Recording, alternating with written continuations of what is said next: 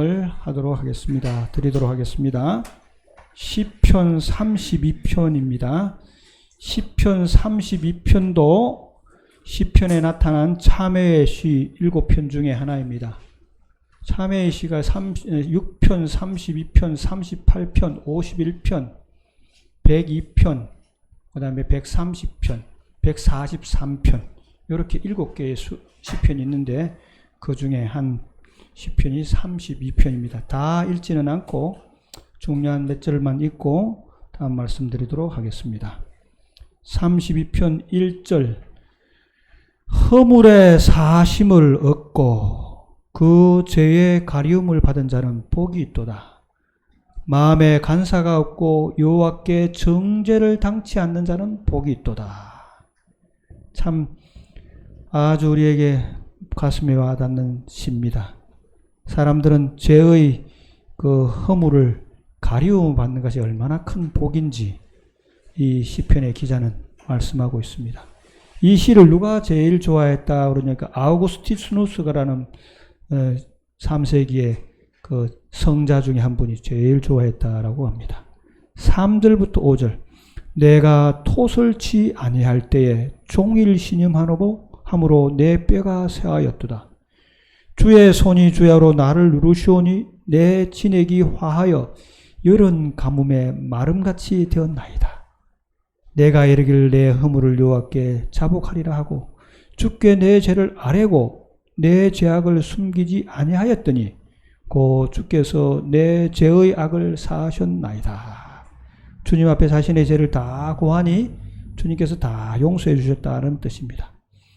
6, 7절 주는 나의 은신처오니 환난에서 나를 보호하시고 구원의 노래로 나를 애우시리이다.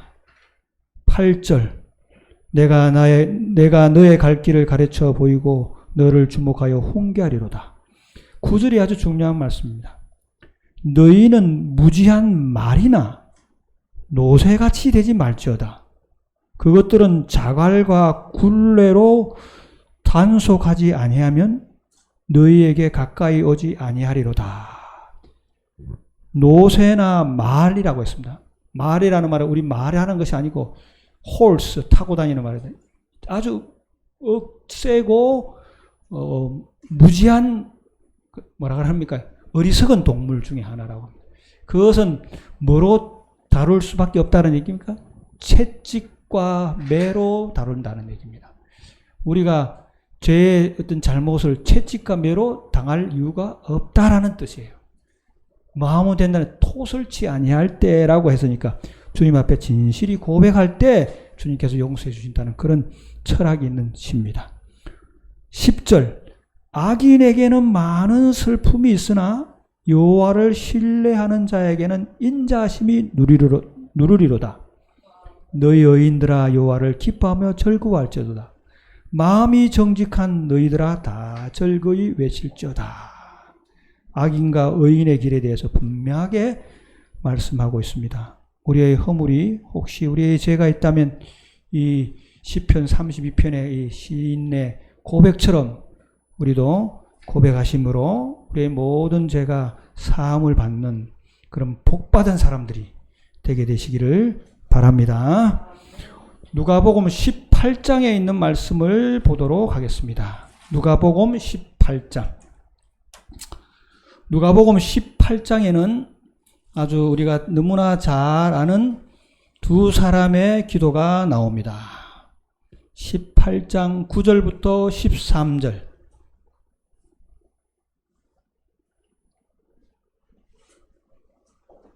9절 또 자기를 의롭다고 믿고 다른 사람을 멸시하는 자들에게 비유로 말씀하시되 두 사람이 기도하러 성전에 올라가니 하나는 바리새인이요 하나는 세리라. 바리새인은 서서 따로 기도하여 가로되 하나님이여 나는 다른 사람들 곧 토색, 불의, 간음하는 자들과 같이 아니하고 이 세리와도 같이 아니함을 감사하나이다. 나는 일해에 2번씩 금식하고 또 소득의 11조를 드리나이다 하고 세리는 멀리 서서 감히 눈을 들어 하늘을 우러러 보지도 못하고 다만 가슴을 치며 가로되 하나님이여 불쌍히 여기옵소서 나는 죄인으로소이다 하였느니라. 내가 너희에게 이르노니 이 사람이 저보다 의롭다 하심을 받고 집에 내려갔느니라. 무릇 자기를 높이는 자는 낮아지고 자기를 낮추는 자는 높아지리라 하시니라. 우리가 이 세리와 바리새인의 기도에 대해서는 너무나 많이 들어서 잘 압니다. 그런데 오늘 저는 다 주석을 하기보다는 바리새인의 기도에는 문제점이 많다라는 뜻이에요. 어떤 문제점이 있었느냐 하니까 바리새인은 자신과 어떤 특정한 대상들을 두고 자신의 기도를 비교하면서 하였다라는 뜻입니다. 비교할 때 어떤 마음으로 비교했어요? 자신은 자랑하고 남의 허물은 다 고하는 참 어처구니 없는 기도를 드렸습니다. 그래서 우리가 여기서 꼭 기도에 있어서 기억해야 되고 명심하고 성령님의 이끌이는 기도를 해야 하는데 어떤 기도를 해야 하느냐 하면 기도하면서 남의 허물들을 결코 얘기하지 않는 기도가 되어야 된다는 뜻이에요. 그리고 남의 허물을 덜추어내는 기도를 해서도 아니 된다라는 뜻이에요. 또한 자기를 자랑하는 일을 해서도 아니 된다라는 뜻이에요. 종종 우리가 기도한다고 하면서 이런 어떤 우를 범함으로 기도가 도리어 뭐가 되느냐 하니까 기도가 도리어 뭐가 돼요? 하나님 옆에 가까이 나가고 자기를 정결케 하고 자기를 낮추는 수단이 되기보다는 어떤 기단이 되느냐 하면 어쩌면 기도가 더욱더 그 사람을 어려운 가운데 빠지게 하는 경우가 있게 된다라는 뜻입니다. 그건 어쩌면 기도라고 할 수가 없죠. 그래서 우리는 기도를 드림에 있어서 내가 기도한 것을 통해서 남을 자랑하거나 내가 기도하는 것을 통해서 남의 허물을 드러내거나 내가 기도하는 것을 통해서 자신의 교회에서 해야 될 의무를 등한히 하면서 기도하는 기도는 하나님께서 적당하게 하나님께서 간합하시는 기도가 아니다라는 그러한 점들을 이 바리새인과 세리의 기도에서 배워야 한다라는 그러한 점입니다. 그러면 우리가 어떻게 기도해야 되는가? 이 바리새인의 기도는 잘못된 기도입니다. 그러면 어떻게 기도해야 되는가? 어떻게 기도해야 되냐 하는 것은 제가 지난 안식일에도 좀 설명을 드렸습니다만 한두 가지만 얘기를 든다면 하나님의 뜻을 이루는 기도를 해야 되는데 하나님의 뜻을 이루는 기도 중에서 중요한 것은 다만 악에서 구하옵소서라고 기도해야 돼요. 우리를 기도함에 있어서 우리 죄악에서 구해 주십시오라고 기도해야 되는데 그 다음에 기도해야 될 것은 그 죄악에서 구원받는 것이 어떤 기도가 되어야 되니까 너희는 먼저 그의 나라와 그의 의를 그래서 죄악에서 구원받기 위해서 어떤 기도를 드려야 된다는 겁니까? 하나님의 의를 구하는 기도가 되어야 한다라는 뜻이에요. 제일 우리가 우선적으로 해야 될 것은 내 무릎을 꿇는 순간 나는 뭐를 구하는 기도가 되어야 된다?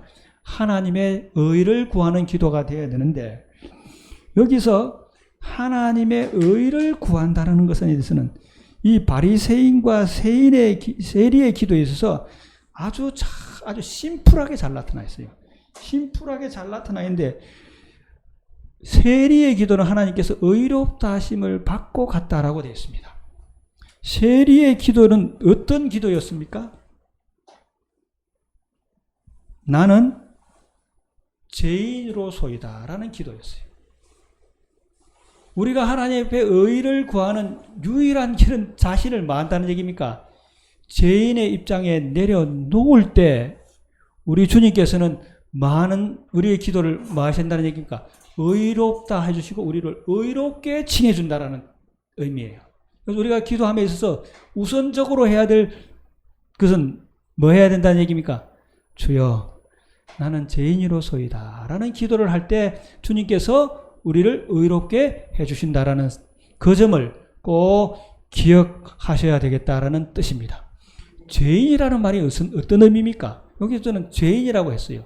하나님 앞에 죄인이라는 말은 어떤 의미냐 하면 집을 나간 탕자가 아버지의 집으로 돌아왔습니다.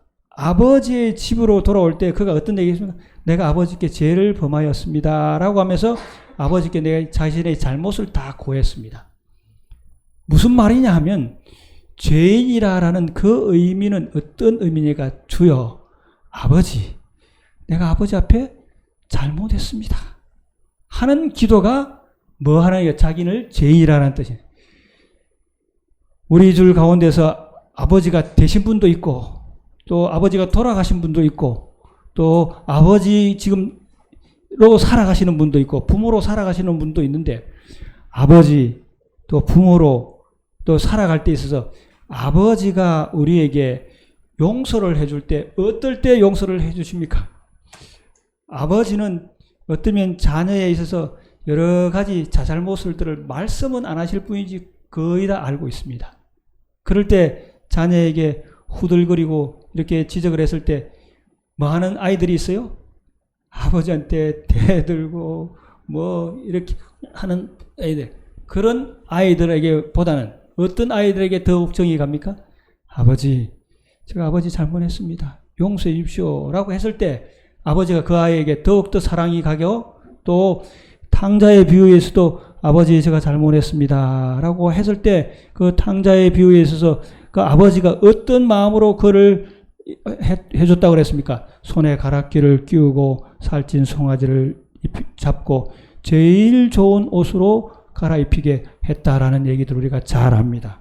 마찬가지로 우리가 그분의 뜻에 맞는 기도를 드림에 있어서 제일 먼저 해야 될 것은 의로움을 구하는 기도를 해야 되는데 의로움을 구하는 기도에서는 첫 번째 우리가 꼭 해야 될 점은 어떤 점이냐 하면 아버지 나는 죄인입니다.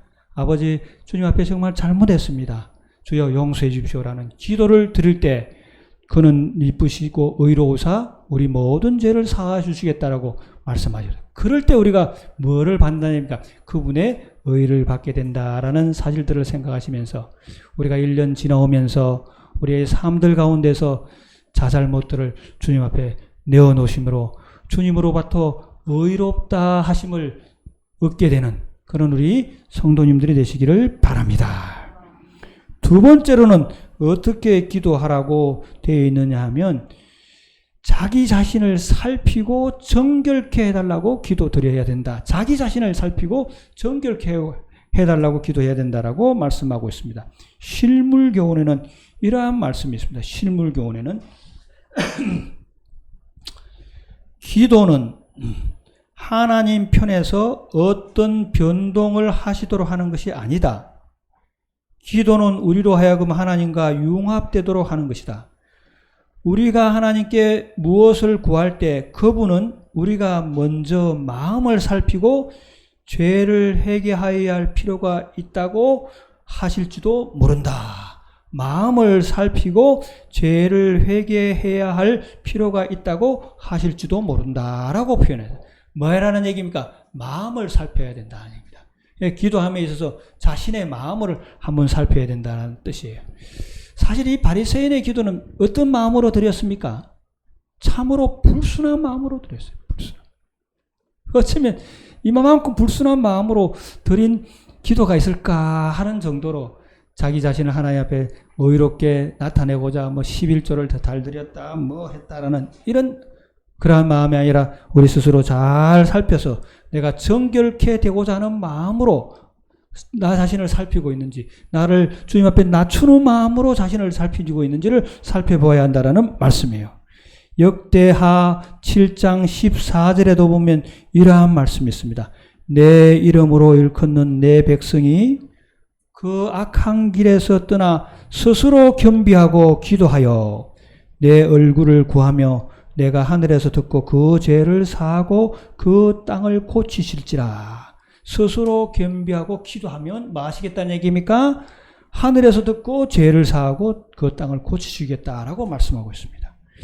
에가서 3장 40절 41절에 있는 말씀은 우리가 스스로 행위를 조사하고, 스스로 행위를 조사한다라는 말은 자기를 살피고 여호와께로 돌아가자. 마음과 손을 아울러 하늘에 계신 하나님께 들자라고 마음을 살펴야 한다는 뜻입니다. 갈라디아서 6장 4절과 5절에 있는 말씀 보면 각각 자기의 일을 살피라라고 되어 있습니다. 뭐 해야 된다니까? 자기 일을 먼저 자신을 깊이 되새겨 볼 필요가 있다라는 그런 뜻입니다. 왜 우리 스스로의 우리 자신을 살펴야 하느냐 하면 성경 말씀에는 그렇게 표현해 놨습니다. 이사야서 59장 1절과 2절에 있는 말씀은 여호와의 손이 짧아 구원하지 못함도 아니요 귀가 둔하여 듣지 못함도 아니라 오직 너희 죄악이 너희와 너희 하나님 사이를 내었고 너희 죄가 그 얼굴을 가려서 너희를 듣지 않게 하시라. 우리 죄가 있기 때문에 하나님께서 듣지 않으셨다는 뜻이에요. 이사야서 1장 15절에 있는 말씀은 너희가 손을 펼 때 내가 눈을 가리고 너희가 많이 기도할지라도 내가 듣지 아니하리니 이는 너희 손에 뭐가 가득하더라? 피가 가득함이라. 죄가 있었다는 뜻이에요. 이사야 66장 18절에 있는 내가 내 마음의 시편 66편 18절 내가 내 마음의 죄악을 품으면 주께서 듣지 아니하리라. 내 마음의 죄악을 품으면 마지 않겠다고 주께서 듣지 아니하시리라고 했습니다. 잠언 28장 9절에 있는 말씀은 법을 지키지 않은 자의 기도는 가증한 것이다. 제가 두 번째 우리가 기도함에 있어서 바리새인과 같이 기도하지 않고 해야 될 기도는 어떤 기도라는 뜻이에요? 자신을 잘 살필 필요가 있다라는 뜻이에요. 왜? 주님께서 살피라고 하셨을 뿐만 아니라 우리의 마음 가운데 자신을 살펴서 죄가 있어서 고백하지 않는 죄가 있다고 한다면 주님께서 뭐 하시겠다는 얘기입니까? 듣지 아니하시겠다라고. 응답하지 아니하시겠도록 하셨기 때문에 먼저 기도함에 있어서 자신을 잘 살펴볼 필요가 있다라는 뜻입니다.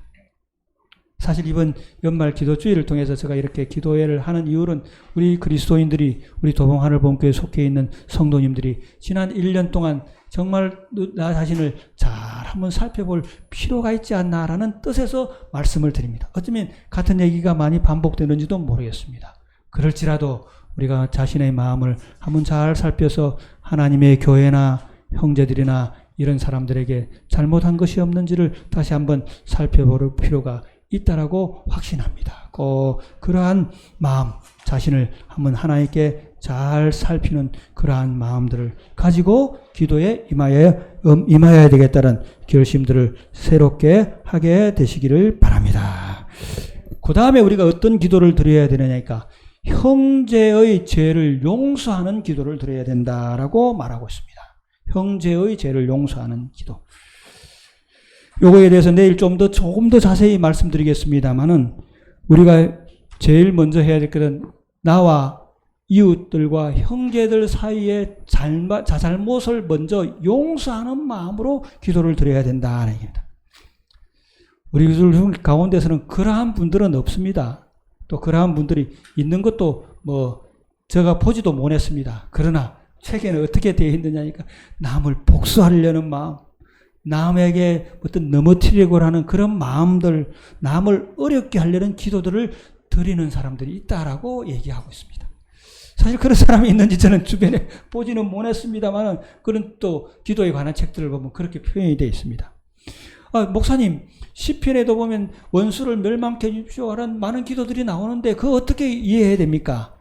시편에 원수를 멸망하고 원수를 심판하십시오, 그들에게 악에 빠집시오 하는 그런 모든 기도들의 내용들이 다 뭐의 기도냐니까 하나님께서 그들을 심판하셔서 그렇게 하라는 것이 우리의 하는 기도가 아니다라는 얘기예요. 하나님께 간구하는 기도였다는 뜻이에요. 우리는 종종 우리를 어렵게 하는 사람들을 보면 어떤 기도를 드리고 싶은 마음이 들어요? 우리를 또 힘들게 하는 사람들을 보면 어떤 마음을 들고 싶은데요? 목회자들이 참 시험 받는 여러 가지 일들 중에 하나가 무엇이냐면 목회자들이 마음이 제일 아픈 것이 뭐겠습니까? 여러 가지 사정들로 하면 어떤 마음 들어요? 참 이번 이 코로나 사태를 통해서 여러 가지 이유들 사정들이 있어서 교회에 못 나오는 사람들의 사정들을 이해하기보다는 어떤 생각들이 들 때가 있어요. 참 인간적인 생각들이 들 때가 있습니다. 이런 마음으로 결코 기도해서는 안 된다. 형제를 용서하는 마음, 형제를 진정으로 사랑하는 마음을 들여야 한다는 얘기입니다. 왜 그렇게 해야 되느냐? 고린도후서에는 아주 중요한 표현이 있습니다. 고린도후서 2장에 있는 말씀을 보도록 하겠습니다. 우리가 꼭 형제를 용서함에 있어서의 이 기도를 고린도후서에는 이렇게 잘 표현해놨는데 우리가 꼭 기억했으면 좋겠다고 생각됩니다. 자, 10절과 11절입니다.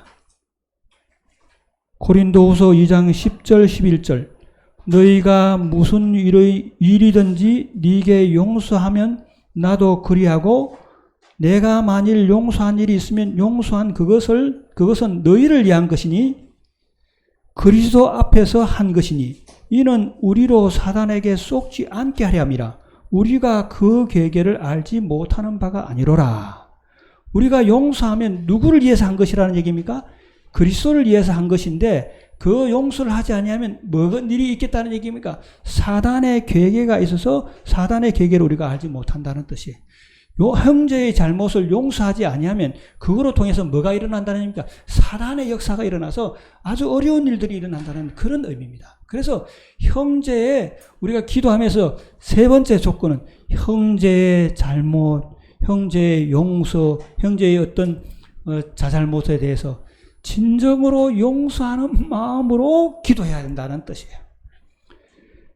마태복음 6장 14절과 15절에 있는 말씀 보면 너희가 사람의 과실을 용서하면 너희 천부께서도 너희 과실을 용서하시려니와 너희가 사람의 과실을 용서하지 아니하면 너희 아버지께서도 너희 과실을 용서하지 아니하시리라고 했습니다. 우리가 하나님 앞에 과실을 용서받기 위해서는 누구의 잘못을 용서해야 된다는 얘기입니까? 내 이웃에 내 주변에 있는 사람들의 과실들을 용서하고 어려움 당하는 내를 어렵게 했던 사람들의 잘못을 뭐 해야 된다는 얘기입니까? 용서해야 한다는 뜻이에요.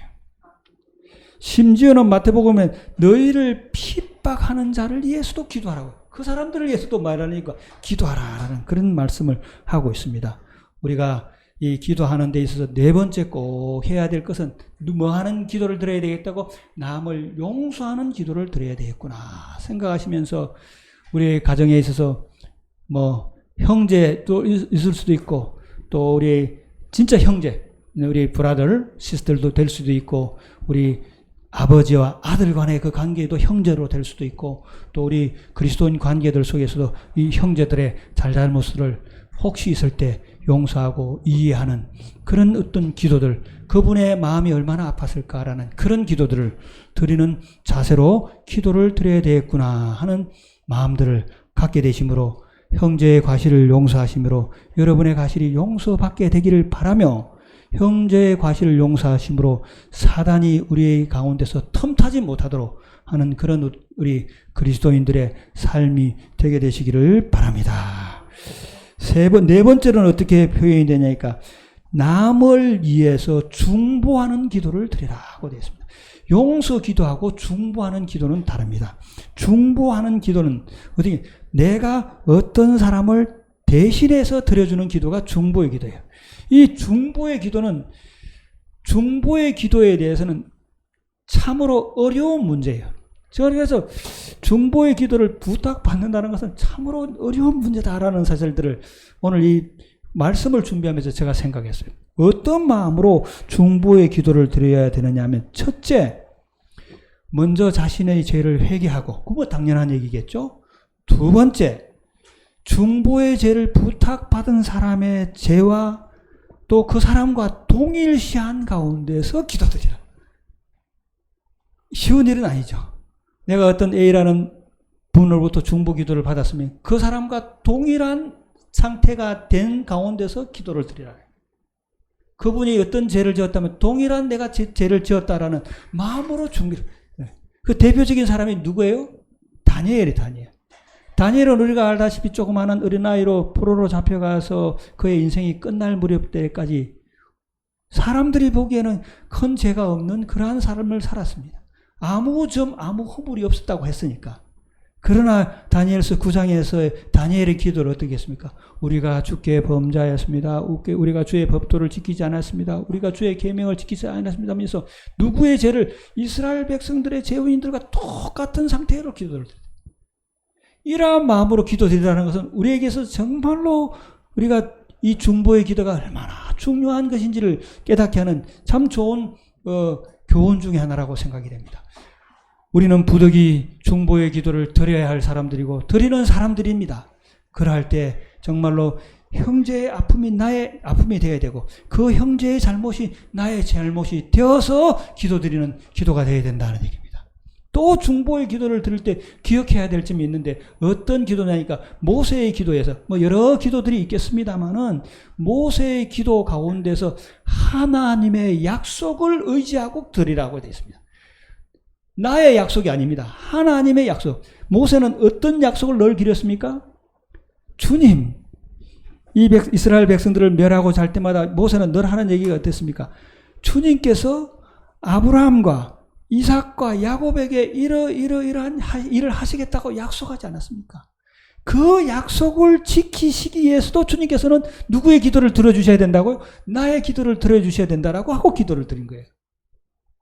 우리들도 성경 말씀을 보시면서 또 하나님의 약속의 말씀을 들으시면서 이 교회, 우리 주변에 있는 사람들의 어떤 구원을 위해서 주님께서 이 땅에 오신 목적은 이 사람들을 구원하시기 위해서 주님께서 오시지 않았습니까? 주님께서 이 사람을 구원하시겠다고 약속하지 않았습니까? 그 약속에 의지해서 드리는 기도가 어떤 기도라는 뜻입니까? 중보의 기도라는 뜻이에요.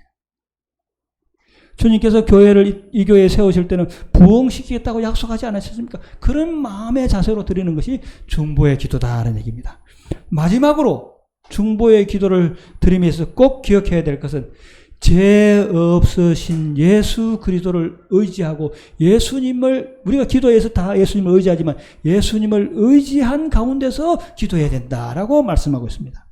디모데전서 2장 15절에 있는 말씀 보면 이렇게 표현되어 있습니다.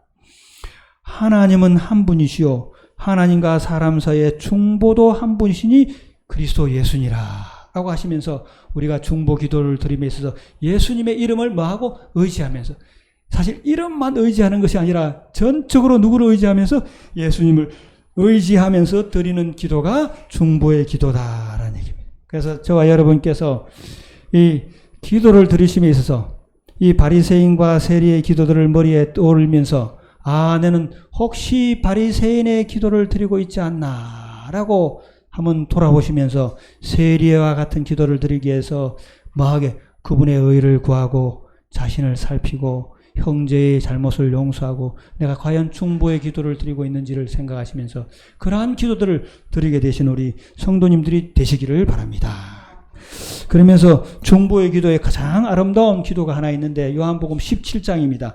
간단하게만 좀 설명을 하도록 하겠습니다. 요한복음 17장에는 예수님께서 드리신 중보의 기도 중에서 가장 아름다운 기도입니다.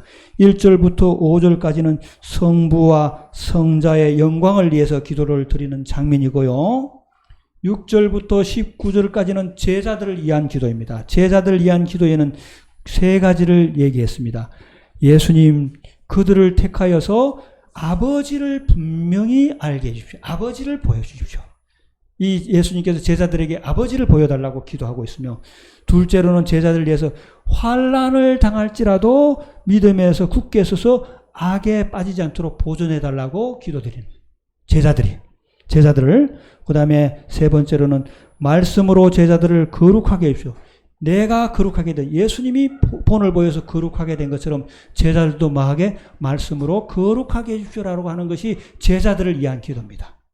첫째, 뭐를 보여주십시오? 아버지를 분명히 깨닫게 해주십시오. 두 번째로는 그들이 환난을 당할지라도 결코 믿음 위에 떨어지지 않도록 해주십시오. 그리고 말씀으로 거룩하게 해주십시오라는 기도가 이 제자들을 위한 기도였으며, 중보의 기도였으며, 마지막으로 20절부터 26절까지에 있는 말씀을 전 세계에 있는 신자들을 위한 기도인데, 첫째로는 교회 성도들이 하나 되게 해주십시오. 이 교회 성도들이 하나 되게 하는 것이 예수님의 기도의 가장 중요한 포인트였습니다. 우리들도 우리 교회를 위해서 중보 기도를 드려야 될 필요가 있다라고 한다면 다른 기도보다는 주여 하나 되게 해달라고 기도하게 되시기를 바랍니다. 교회가 하나 되면요, 세상에서 무서울 것이 없는 것이 교회입니다. 교회가 힘을 빠지고 연약해야 되는 것은 하나 되지 못했기 때문입니다. 무서운 얘기가 하나 있습니다. 어떤 얘기냐니까, 소방서에 불이 나면 그것처럼 무서운 일이 없습니다. 경찰서에 도둑 들으면 그것처럼 무서운 일이 없습니다. 교회가 하나 되지 않으면 그것처럼 무서운 일이 없는 겁니다. 교회는 하나 되기 위해서 모인 것입니다. 그래서 주님께서는 교회가 하나 되기 위해서 기도해 드렸으며, 왜 하나 되어야 되느냐? 하나 된 성도들을 통해서 세상이 하나님을 보게 해달라고 해서 기도드리는 거예요. 교회가 하나 되면 세상에 있는 사람들이 뭐를 본다는 얘기입니까? 우리를 통해서 하나님을 보게 된다는 얘기예요. 그래서 교회에 있어서 가장 중요한 요인은 뭐 해야 된다는 얘기가, 하나 되는 것이 가장 중요한 일이에요. 근데 교회가 하나 되기를 보다는 어떤 경우가 많아요? 하나 되지 못하는 여러 분열의 사건들이 너무나 많은 것 같습니다. 그 분열의 일들이 다 우리의 죄 때문이라고 생각하시면서 교회가 하나 되기 위해서 기도하고, 하나 된 것을 통해서 뭐 하게 돼서 우리 세상의 사람들이 하나님을 알도록 하는 것입니다. 마지막으로 어떤 기도를 드려야 되느냐 하면, 구원받은 성도들이 예수님과 함께 있게 되기를 우리 모든 성도들이 예수님과 함께 있게 되기를 기도드렸던 것이 예수님께서 요한복음 17장에서 나오는 중보의 기도입니다.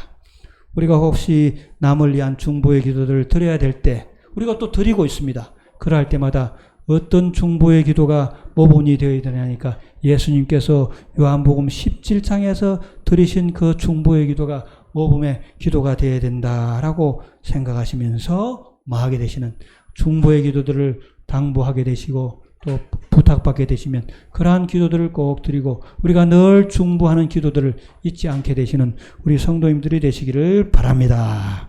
오늘은 이 바리새인과 세인의 세리의 기도를 통해서 우리가 과연 바른 기도들을 하고 있는지라는 생각에서 간단하게 말씀드렸습니다. 먼저 우리 스스로가 나는 죄인으로서이다 고백하면서 하나님의 의로움을 얻게 되는 기도를 구해야 될 것이며, 나 자신을 살피는 기도를 드려야 될 것이며, 형제의 허물이나 잘못을 용서해달라고 하는 기도들을 드려야 될 것이며, 우리 주변에 있는 사람들을 위한 중보의 기도를 드리는 자세로 기도를 드리는 것이 가장 아름다운 기도이다라고 생각하시면서, 그러한 기도들을 들으심으로 말미암아 저와 여러분의 이 작은 기도들을 통해서 이 도봉 하늘보험 교회가 하나 되는 아름다운 경험들을 이번 기도주일을 통해서 새롭게 경험하게 되시고, 주님께서 우리에게 당부하셨던 선교의 사업들을 다 하게 되시는 우리 성도님들이 되시기를 바랍니다.